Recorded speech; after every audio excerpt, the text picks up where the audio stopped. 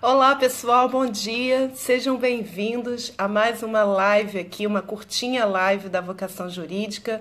Estamos chegando na semana do recesso forense, aliás, estamos nessa semana, estamos chegando próximos ao Natal. Um calor no Rio de Janeiro enlouquecedor, mas é com muito prazer e muito carinho que eu venho transmitir essa live que eu considero um assunto de extrema importância e valia, principalmente para o advogado iniciante que não está muito acostumado com a contagem de prazos. Bom, meu nome é Roberta Andriane Renault, eu sou advogada, criminalista há 20 anos. Além disso, sou consultora jurídica de advogados iniciantes.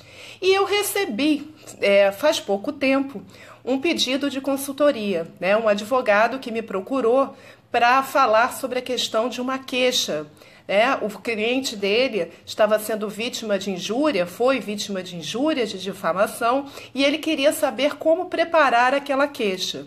E aí eu sempre peço na minha consultoria que enviem os documentos, né? Não sei se houve termo circunstanciado, enfim, peço a documentação para analisar se realmente é uma queixa que tem que ser feita e como que ela vai ser elaborada. Só que, ao me deparar com a documentação, o que eu percebi? Que o prazo já tinha encerrado. O advogado, por desconhecimento das regras, por ausência de um preparo mais técnico, perdeu o prazo da queixa da cliente. E é óbvio que eu não quero que vocês cometam esse mesmo erro, então eu usei essa consultoria, esse exemplo da consultoria para aplicar aqui nessa live.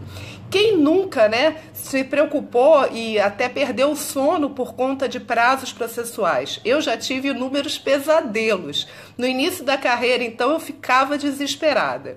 Mas aqui eu quero dar algumas dicas práticas para que você jamais perca o seu prazo. Você só vai perder se não seguir essa orientação.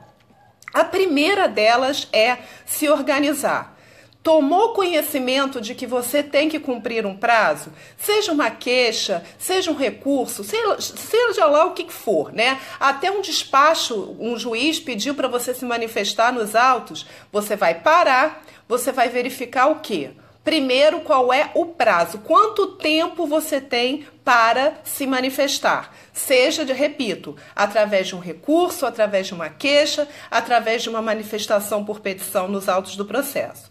Depois que você verificar o prazo que você tem para se manifestar, você vai prestar atenção no termo a quo e no termo a de quem. O que é isso? Quando começa a contar o seu prazo? Quando termina a contagem do seu prazo? E aí, quando você tiver todos esses elementos, você vai se programar para você não fazer o seu prazo no último dia, no último horário.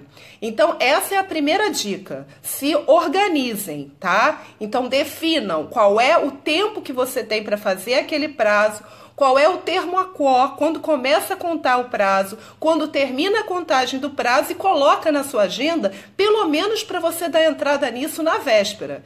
Porque ainda existe problema, se o processo é eletrônico, o que vai acontecer? Já pensou se o sistema cai? Você deixa para o último dia, no último horário, o sistema cai, dá um problema, ou então um processo que você vai protocolar via Proger. Aí teu carro quebra, você está a caminho do fórum. A gente tem que contar com todos os imprevistos possíveis e imagináveis. Advogado tem que ser altamente cauteloso. Bom, essa é a primeira dica, se organizar. A segunda, você vai ter que definir como definir esse termo a quo e esse termo a de quem. Existe uma diferença entre prazo penal e prazo processual penal. Muitos advogados desconhecem. Esse advogado da consultoria que eu falei no início da live, ele perdeu o prazo da queixa-crime lá da cliente dele. Por quê? Porque ele não sabia a diferença entre prazo penal e prazo processual penal. O prazo penal, ele está sempre relacionado a um exercício de um direito. Então, por exemplo, se o seu cliente ele foi vítima de injúria, de difamação, e você tem que oferecer uma queixa-crime, é prazo penal. O prazo da prescrição também, seja lá qual for o tipo de prescrição, é um prazo penal. Agora, se, por exemplo, você tem que houve uma sentença condenatória contra o seu cliente e você tem que recorrer dessa sentença, isso é um prazo processual. Ou se manifestar nos autos durante determinado período, prazo processual. Qual é a diferença? É o termo inicial da contagem do prazo. No prazo penal, aplica-se o artigo 10 do Código Penal. Então, por exemplo, se você tem que oferecer uma queixa-crime em nome do seu cliente, esse prazo ele começa a contar, a gente sabe, a partir do momento em que o seu cliente toma conhecimento da autoria criminosa. Mas qual é o termo ACO? É naquele mesmo dia ou é no dia útil seguinte? É no mesmo dia. Então, vocês vão lá no artigo 10 do Código Penal. Agora, se eu tenho um prazo processual penal, vamos supor que você foi intimado eletronicamente de uma sentença penal condenatória e você tem que elaborar a apelação criminal. Se é um prazo processual penal, a regra é do artigo 798 do Código de Processo Penal. Então, como é que você vai contar esse prazo? A data da intimação foi no dia 20 de outubro, vamos supor, o teu prazo começa a contar no dia 21, se for um dia útil. Então, percebam a diferença. No penal, começa a contar da data da ocorrência, que você tomou conhecimento da autoria ou é naquele mesmo dia. Já no prazo processual penal é no dia subsequente, se for um dia útil. Isso faz a total diferença, porque esse advogado da queixa-crime, ele contou o prazo como se fosse processual penal, e aí ele perdeu. Então, quando você tem o termo ACO, o termo A de quem, você tem que pensar numa terceira dica que eu vou te falar. Como que se procede a contagem durante o tempo? Você já sabe quando inicia e quando termina. Mas como é que é essa contagem? O prazo é contínuo ou o prazo é em dias úteis? Por que essa divergência? O nosso novo Código de Processo Civil determina que os prazos são contados em dias úteis. Será que isso se aplica para o processo penal? Bom, existe uma divergência tanto na doutrina como na jurisprudência.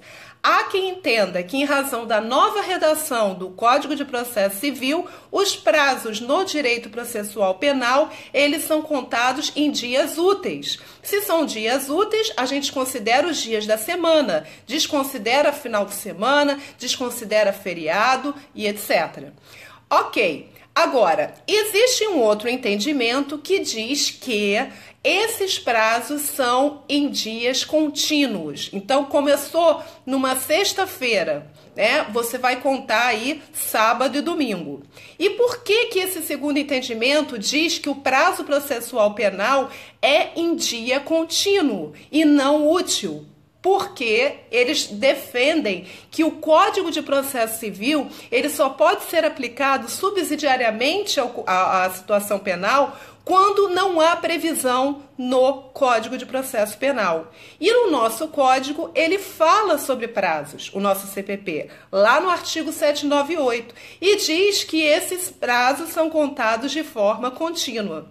Por essa razão, existe um entendimento que diz que os prazos continuam sendo contados de forma contínua no processo penal. Aí você pode me perguntar, Roberta, o que você faz nessa situação? Eu vou pela corrente minoritária? Lógico que não, eu vou pela majoritária, porque, como eu falei, nós, como criminalistas, temos que ser muito cautelosos. E a nossa responsabilidade perante os nossos clientes é enorme. Perder um prazo é algo assim que eu considero de mais grave na vida de um advogado. Então, eu levo em consideração que o prazo é contínuo, independente daquele entendimento que diz que é em dias úteis.